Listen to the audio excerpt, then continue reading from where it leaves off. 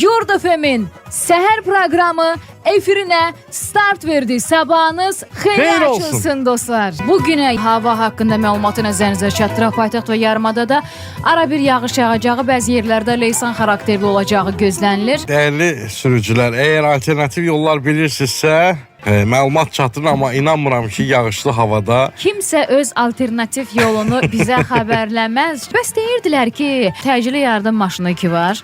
Bu yolla gedərkən arxasına düşən sürücülər cərimələnəcək. cərmələnir də. Hardan cərimələnir? Axı yenə də bu hal baş verir. Bildiğime sənə gəlmir ki, cərmələnir o Onlara adama gəlir də.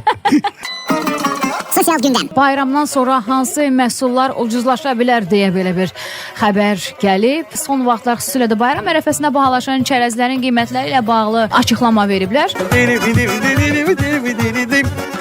Şüvəlanın rəqsi. Xahiş edim bu fonu çıxarsınlar, çünki səndə daha yaxşı alındı. Yurd FM'in səhər proqramını dinləyirsiniz, Aygün Akif və Buna ehtiyac yoxdur mənə heç kim tərifləsin, təqdim eləsin mən. səni dünya tanıyır.